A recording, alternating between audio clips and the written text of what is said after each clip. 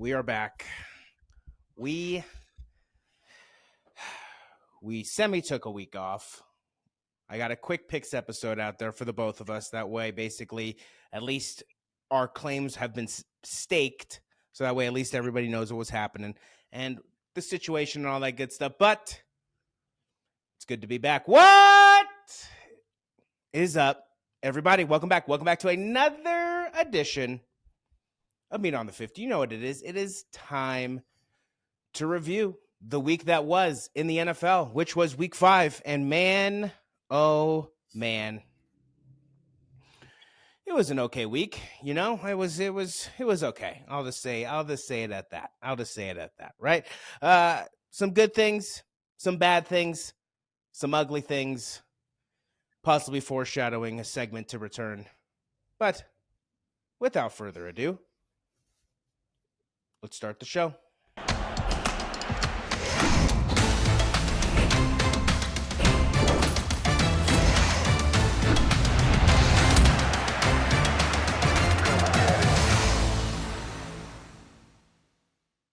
What is up, everybody? Welcome back. Welcome back to another edition of Meat on the 50. You know what it is. It is our review episode. We are reviewing week 5 in the NFL, and yeah, it was an okay week. We'll have some things to talk about, but you know, nothing really jumped off the page at us. Definitely some statements were made, and by statements, I mean, we saw some good statements, we saw some bad statements, and we saw some downright ugly statements made this week.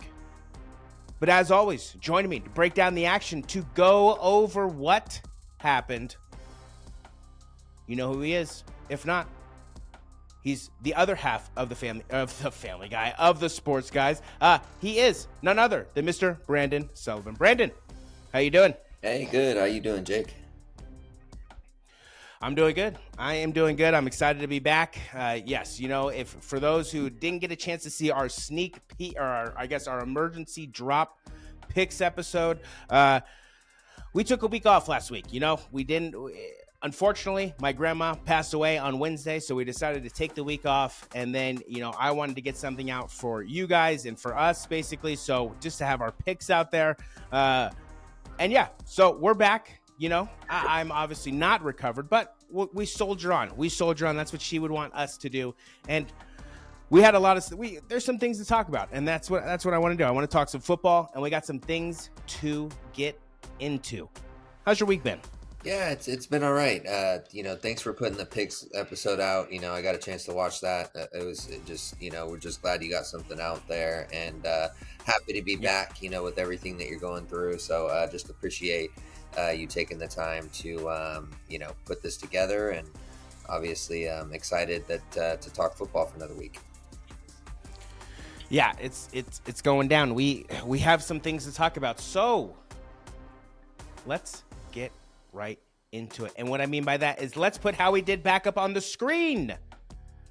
So for yourself, it was kind of a slow week. 6-8. 1-0 on your guaranteed victory. The Dolphins basically dominating the New York Football Giants, and we will definitely get into that. For myself, 11-3, 1-0 on the guaranteed victory, and that was thanks to the Bengals, who made a statement victory on Sunday, and we will also get into that a little bit. Overall, for the season, that puts us at, for yourself, 48-30, 5-0 on your guaranteed victories, being propelled by our double guaranteed victories of the Chiefs in those back-to-back weeks definitely help. The Chiefs and who was it last week? The Dolphins, all just getting the job done like they're supposed to, making it that much easier. For myself, 49-29, 4-1 on my guaranteed victory, with the Lions letting me down against the Seahawks. And then for our guest, and yes, we will have a guest in this coming picks episode, 27-21, 2-1 on their guaranteed victories. We've had Andy Gomez, we've had Jordan Suniga, and then we've had Isaac Gonzalez. And we'll have a new guest for you this upcoming week, and we're excited. So let's wipe those off the screen, because it is time to discuss the good, the bad, and the ugly.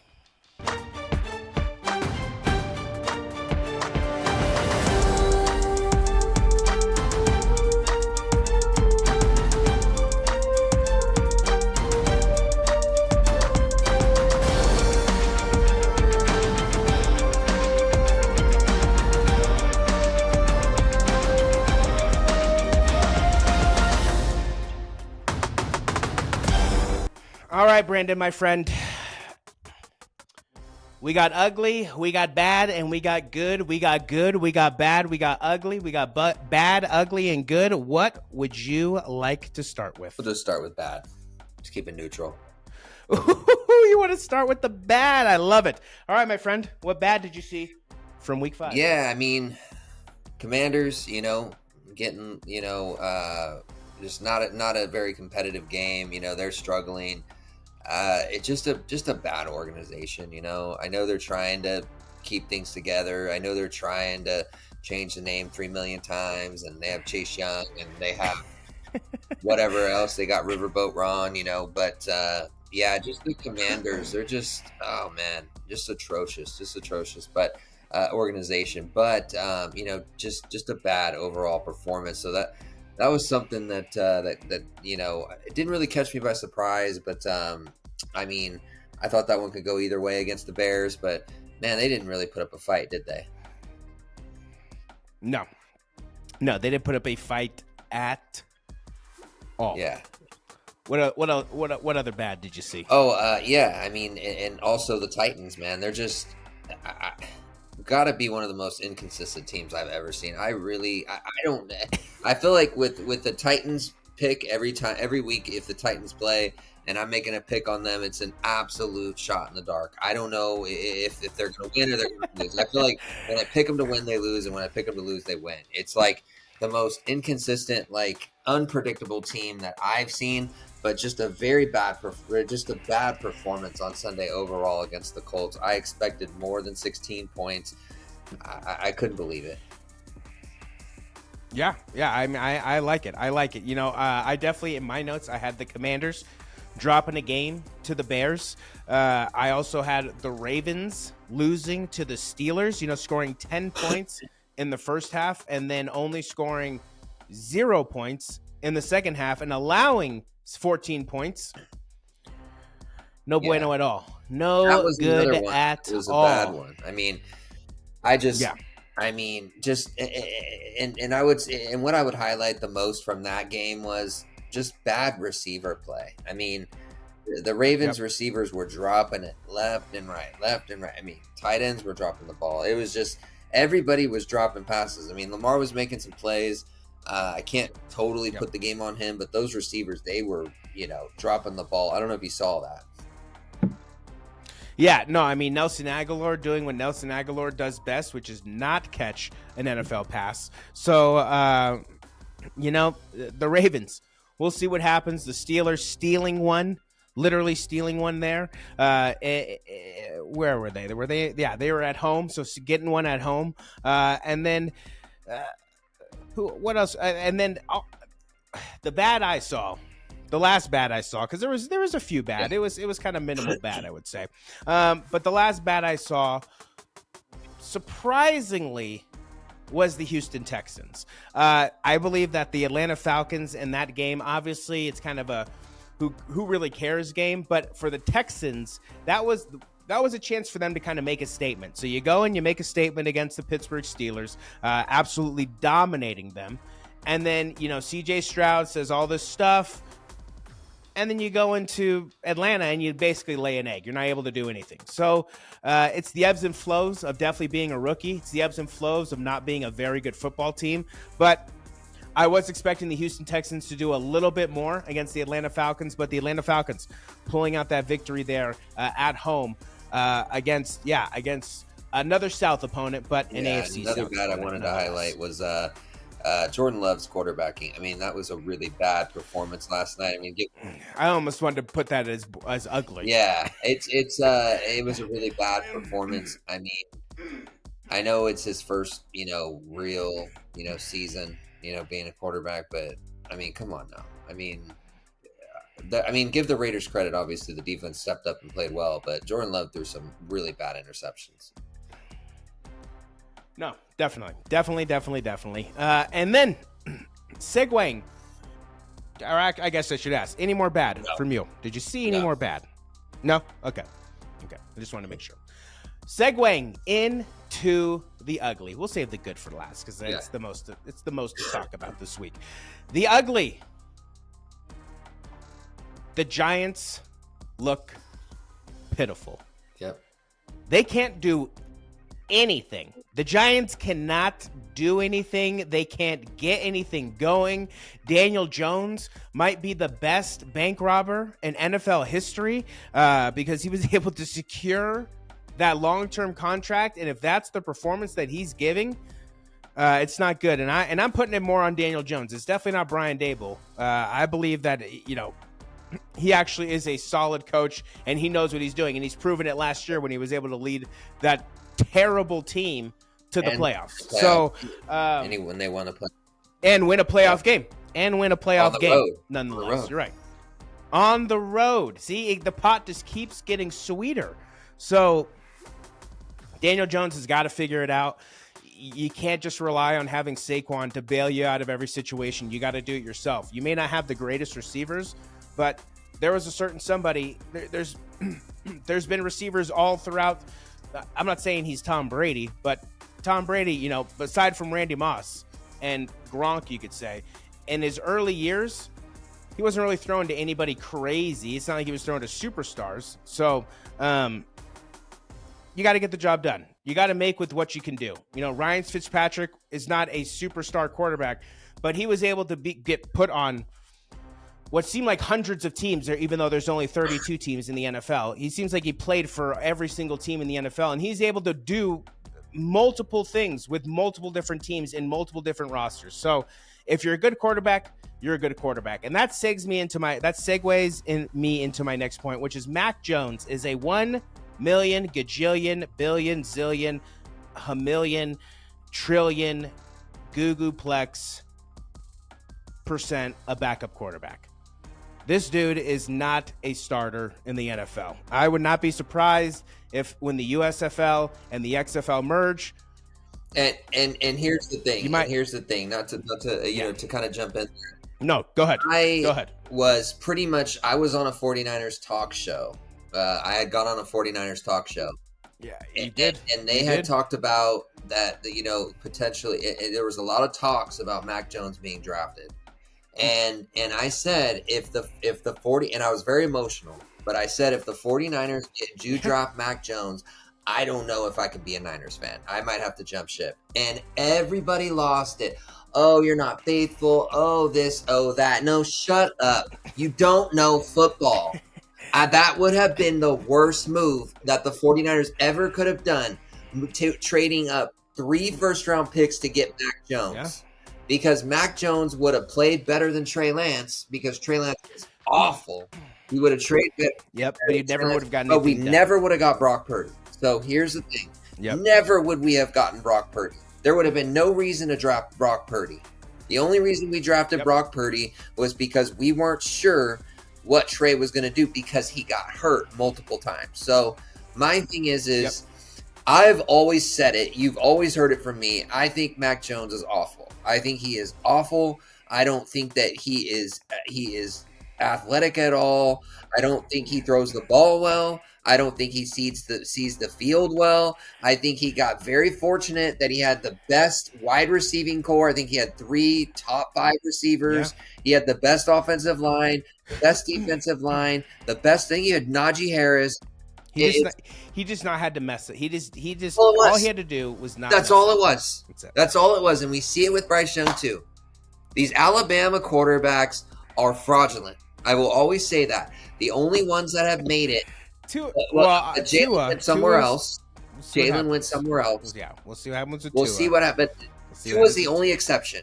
To me, in my opinion, Tua is the only exception. But he still can't stay healthy. So is he? I'm just saying, I've never seen an Alabama quarterback do anything. I've never seen. And when I say do anything, I mean win a Super Bowl. Win a Super Bowl. Okay? And Jalen Hurts is not specifically an Alabama quarterback. He went in another system, and he didn't have a supporting cast like the Alabama team does. So I got to let him off the hook there a little bit. I don't consider Jalen Hurts an Alabama quarterback because he did not spend his last year in Alabama. So my thing is Mac Jones, completely 100,000% agree with you, is a glorified backup. Yeah, it's just, there's no doubt about it at this point. They're being outscored. I think it was like 69-64, something like that, to Cannot stand him. Cannot stand him. Yeah. Just Yeah, Mayo Mac will be done soon. Don't worry. The Ravens, aside from Odell, because I have some respect for Odell, the Ravens receiving core is booty meat. Is horrible, man. I know we talked about them in the bad, but they are just terrible. The Broncos. They're the worst team in the NFL. I know the Bears. Because I can't stand Sean Payton because of Bounty Gate. And then I also think Russell Wilson was only good because of Pete Carroll and the Legion of Boom. If you haven't seen the Marshawn Lynch interview with Shannon Sharp, you should definitely check that out because it's absolutely hilarious. The Broncos, in my opinion, are just the worst team in football. I know the Bears are there. But with what the Broncos have and the expectations surrounding the Broncos, that is what makes them the worst team in the NFL. There was some hype building for the Bears this offseason. Young core, star receiver, potential star quarterback, but you have no line. You have nobody to protect this guy. And so he's not going to be able to make proper decisions. So the Bears kind of hype was very minimal. I think it was more in Chicago, not around the NFL. When Sean Payton came back, when Russell Wilson was there, when Nathaniel Hackett was there, all the hype in the world was going to the Denver Broncos, getting Mike McGlinchey, getting Randy Gregory, who is now on the San Francisco 49ers. Getting all these pieces, drafting Jerry Jeudy, getting all these receiving pieces. What happened? What has it worked out to? Nothing. It's basically worked out to nothing. They're awesome too, right? Yeah, they're fans. Yeah, and they also sport the worst fan base in the NFL. So honestly, with everything that they have, with their 11-10 win, with Jimmy stepping out of bounds, it was a fun fest. Oh, you would have thought that dude, Peyton Manning. I did fall asleep. Peyton Manning was nobody compared to Russell Wilson that day. Nobody. Did you see the celebration though when we left? Right. Oh yeah, it was It was bedlam. It was ridiculous. Bedlam. It was one of the most ridiculous things I've ever seen in my life. 11 points, folks. 11 points. Broncos are terrible. And then my last two is the Vikings fall to 1-4. Yes, it was a tough opponent. Yes, it was the Chiefs. However, you shouldn't have been 1-3 to begin with. So the Vikings massively under-succeeding right now, massively underwhelming. Kirk and Justin probably on their way out. I would imagine that one of them is most likely probably going to be traded either before the deadline or after the season. Justin Jefferson now going on IR, and basically he can return now whenever he wants. So because the team didn't want to pay him what he wanted to pay, he felt that he was worth. He can sit on the bench and return from that hamstring injury anytime he wants. And now let me tell you what, he's sitting out 4 weeks. So that means he's potentially going to come back in week, 10, I believe, because we're on week 6.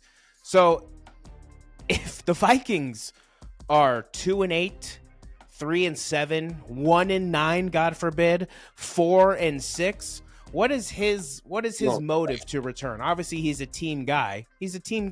But what is Justin Jefferson's motive to return? So the Vikings may be unraveling right before our eyes. And then the last thing I want to get a comment on from you is this. The Cowboys, with an absolute horrible performance. Dakota Prescott obviously needed more motivation than what that reporter could provide him because he was terrible. He was horrible. Dakota Prescott, not the guy.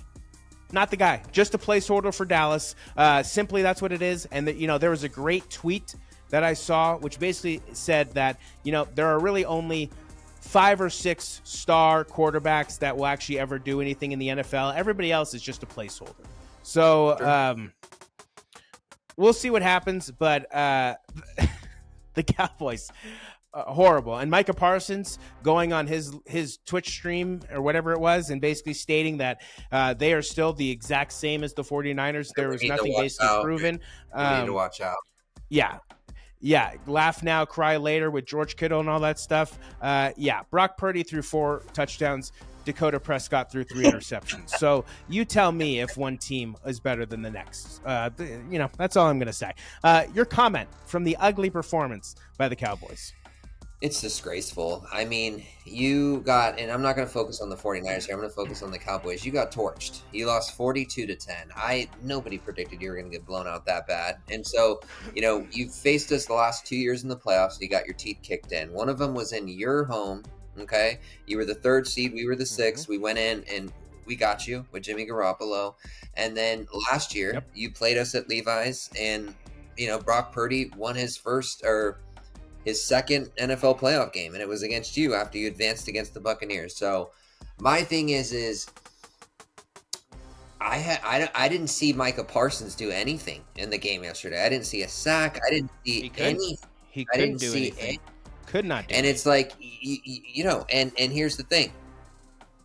You lined up against Trent Williams and you got Trent Williams. That's what happened. I mean, you claim you're the best. You went up against the best, and you didn't do one thing. So, my thing is okay. I mean, we live in a soft world. George Kittle was paying homage to previous 49ers who wore the same shirt.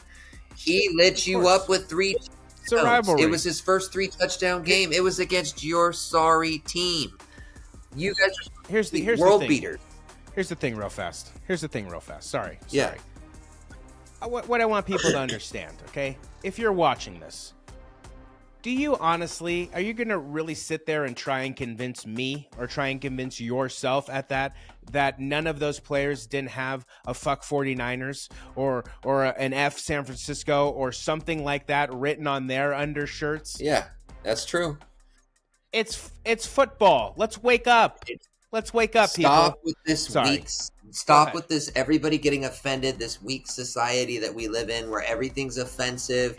There was, where it's a joke. Who cares? He scored 3 touchdowns. Yeah. He's not saying F Micah Parsons. It's gamesmanship. It's part of the rivalry. Yep. It is a rivalry. Yep. We didn't just start playing you guys last year. This is a rivalry that went through the 80s, through the 90s, through the 2000s, through the 2000s. It's always been a rivalry. Cowboy fans and Niner fans do not like each other. Neither do the teams. Neither do the owners. You got owned. Take your L and move on. You don't need to run your mouth. That's what I don't get. When people get destroyed, I can understand. And here's the other thing. I can understand if you had 4 sacks, you forced a fumble, and you barely lost, then maybe you can run your mouth a little bit. You did nothing. So my respect level for Micah Parsons went from here to here after seeing that. Yeah, you're not wrong. You're not wrong. I mean, it is all in good spirit, and Dallas is definitely chomping at the bits to try and get one back on the Niners. Obviously, you hope that this can just keep continuing on. Right. So we'll see what happens. The San Francisco 49ers absolutely dominated that game, and we're going to talk about it right now because that's all the good. Let's focus on that's all the ugly. Let's focus on the good, and we can start with the Niners since we were talking about that, right? Brock Purdy welcomed George Kittle to the season with not 1, not 2, but 3 touchdowns, making a statement. Was that some sort of record for George Kittle in terms of touchdowns in a game in that I think it was something with that. Yeah, my guy put 3 touchdowns for the first time in an NFL game. So I don't think he had that's 3 what times it was. In an NFL game or a college game. I think that he said it'd have to go back to high school. So 3 touchdowns for George Kittle. It was the coming out party of George Kittle, and it was a Brock party. Yep. Okay, we threw a Brock party. Definitely, and it was good for me because I just traded for him in fantasy in this one of my leagues last week. So it worked out good for me as well. Oh yeah, it was nice. And then Brock Purdy, the truth. I mean, showed that he's the truth. There's no question. You can't really debate it anymore. He's simply the perfect quarterback for Kyle Shanahan's system. His But I still decision don't making, think the way he's he's a able to system set his quarterback, feet. though. I still don't think he's a system quarterback. I think he's the real deal. I think he would be good on any team. I mean, he's got the competitive spirit. He's got the accuracy, the feet, the mental game. He's 2 steps ahead, or he's 3 steps ahead of everybody who's 2 steps ahead of everybody who's 1 step ahead. So he's definitely seeing things on a different plane. He's definitely up there right now with those elite quarterbacks. 15 straight games. What do I have here? Moving to 15 straight regular season games, scoring 30 points now in 8 straight regular season games dating back to week 16 of last year. Yeah, they've scored 30 points in 8 straight games dating back to last year, week 16. And there's only been 3 other quarterbacks that have done that in the NFL history, besides Brock Purdy. Yep. That is, can you name those 3? Tom Brady. Yeah. Tom Brady. It was Peyton Manning, and then it was who was the last one? Was it Brett Favre? Kurt Warner. Kurt Warner. And what do all 3 have in common? Curdy Kurtz. What do all 3 have in commmen? They all have Super Bowls, multiple Super Bowls at that. Yep, and all Hall of Famers, multiple Super Bowl winners, multiple Hall of Fame, all Hall of Famers. But yeah, and also they stake their claim as the best team in the NFL. I mean, it's pretty without question. I know the Eagles are doing whatever they're doing, but the Niners are far, far, far, far, far better than the Philadelphia Eagles, and I will stand by that.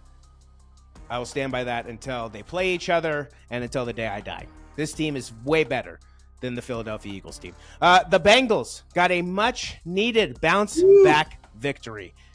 Just like Jamar said, he's always open, and Joey wanted to show everybody that there was no QB drama. He just let him get healthy, let him get ready, and he'll be ready to go, because that deep bomb was an absolute nuclear bomb that he just dropped in the gift basket of Jamar.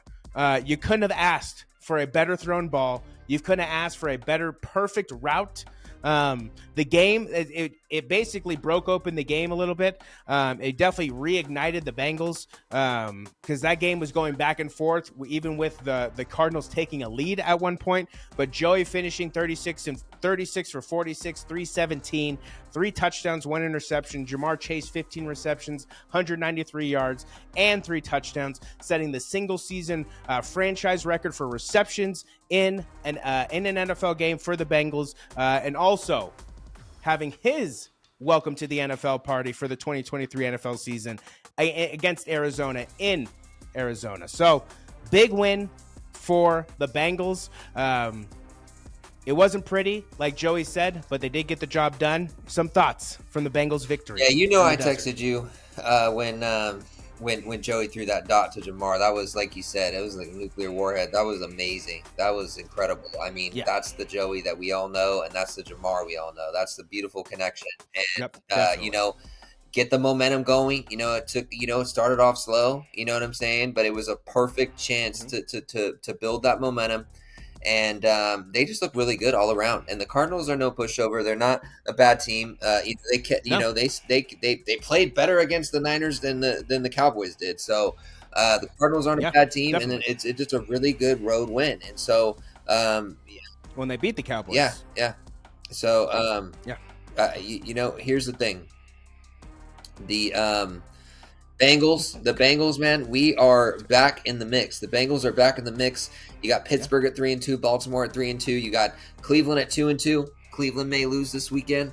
What I'm saying is this: Cincinnati, you win, you tally another win, you get a win this weekend. And I don't know, that's going to be an interesting division. The AFC North, that could go a lot of different directions. But to me, I still think Cincinnati is all around the best team, and it is good that the Ravens and the Steelers and the Cleveland have all taken 2 losses, because Bengals are right back in the mix. Yeah, it was a well-needed win. This may have been one of the biggest wins of the season. Yeah, no, I completely agree. That's exactly what they needed to do. And yeah, a lot of teams lost this week. The Bills lost, so they have 3 losses now. A lot of the teams that you normally see as the 1, 2, 3 seed are taking losses this year. The teams that we got to watch out for are obviously the Dolphins, but usually the Dolphins, we all know what the Dolphins do. They usually crash late in the season, so they can't really hold that momentum. So we'll see what happens there. Obviously, the Chiefs are going to be the Chiefs. Teams have got to start beating them, including the Bengals when they play them. But when the refs are, it's hard. It's hard. It is hard. I agree. The refs back-to-back weeks. Them and the refs. I'm just saying, it's part of the game. When you play the Chiefs, you have to play the refs too. So they have a 12th man. It's hard when you're doing 11 versus 12. It's true. It is very true. It is very true. So, AFC. Very, very interesting conference this year. We'll see what happens. I'll be very curious to see how all the seeds shake out. But we had the Bears, like we alluded to initially with our bad, getting a huge win on Thursday to save Matt Eberflus's job, basically. DJ Moore having his welcome to the NFL party. Basically, this was just everybody's coming out party, everybody's welcoming party to the NFL this year. Basically, DJ Moore having 3 touchdowns. Big fantasy week this week if you play fantasy. Bears getting the job done. The Jags 2-0 in their home of London, further staking the claim of why not have a team in London. The Jags getting the job done there in London town. The Lions staking their flag. I can't believe I'm about to say this, but the Lions staking their flag as the number 3 team in the NFC. Yes, you got the Niners, you got the Eagles, and you got the Detroit rolling Motor City Lions. That defense is playing on fire. Aiden Hutchinson looking great. All those guys, all their pieces coming together. Sam Laporta, the rookie tight end. Thanks, Bengals. I mean, what the hell are we doing letting all these tight ends slip and just look how good they're doing? Stupid. Sam Laporta going off as a rookie tight end for Jared Goff. And Jared Goff, I mean, Brock Purdy, definitely the number 1 candidate for MVP in my book at this point, but Jared Goff, number 3. I mean, I think you could basically say the MVP candidacy. Sure, Pat Mahomes is number 2, tied with Jalen Hurts, whatever. But yeah, I mean, Brock Purdy, Jalen, and Jared Goff. That's kind of how I see the NFL MVP. CMC 1000% deserves to be up there, 1000%. So we'll see what happens. And then you can't keep a good dog down. Z Willie, baby. Z Willie. Zach Wilson having 2, not 1, but 2 back-to-back weeks. Getting the job done. The Jets defense, I should say, getting the job done. Zach Wilson, though, looking good. Only thing he needs to clean up at this point is, yeah, he does. He does, dude. Hey, but the only thing that he needs to clean up at this point is he just needs to clean up the late game turnovers. He had the fumble against the Kansas City Chiefs, which he attributes to, losing the game. And then he had that interception late against the Broncos that almost cost them the game as well. So Zach Wilson getting the job done. That Jets defense is going to keep them in a lot of games, and it may steal some games in this season. So the Jets very much alive. Very much alive. What good did you see? What other good did you see? Any other good? What opinions do you have of Zach Wilson, the Lions? Saints look good, beating the Patriots 34-0. They just had an all-around, just dominant performance. Give them credit. I wasn't expecting them to come out and, win the way they did.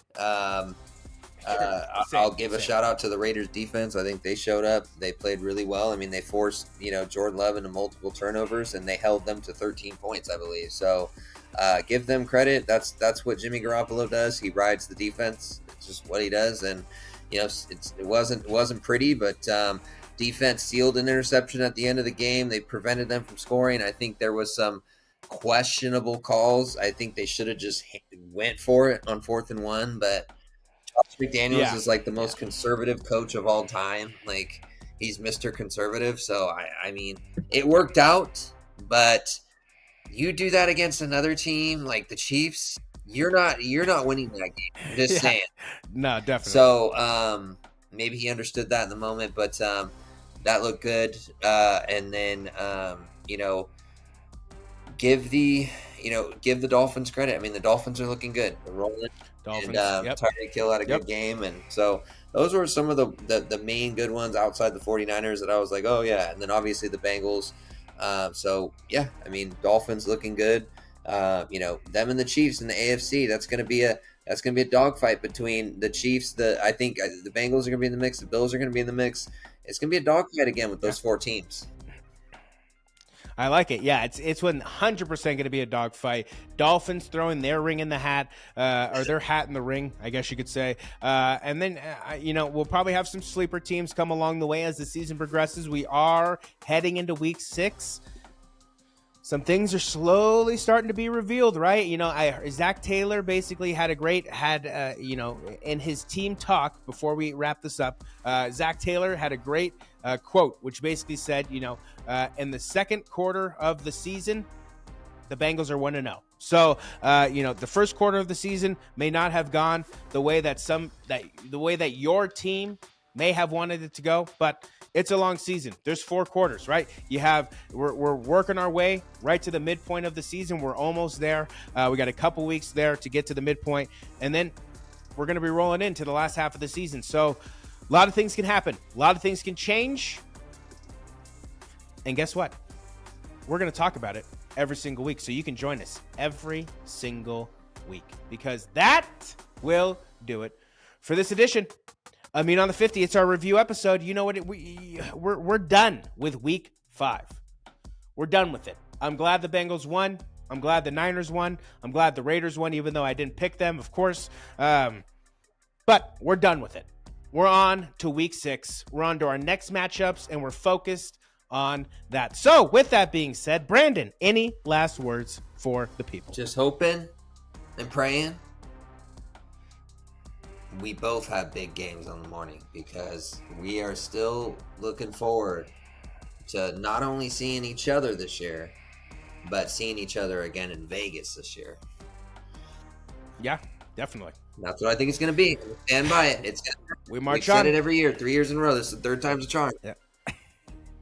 We march ever closer to Las Vegas and the Super Bowl. And yeah, we're done. We're done with week 5. We're on to week 6. But as always, Brandon, I want to thank you for taking the time, for checking us out, for watching our videos. And whether you're a new viewer, returning viewer, or everything in between, we hope we keep you coming back for more. And if at any time you like what you saw, do us a favor and just smash that like button, smash the subscribe button, just tap on that bell notification. That way, anytime new videos drop, you're right there to consume the content, because we're going to be dropping content all season long. I am Jacob Cutler, one half of the Sports Guys. That is Brandon Sullivan, the other half of the Sports Guys. And together, we make the Sports Guys. And until our picks episode, Brandon and Jake, we're out.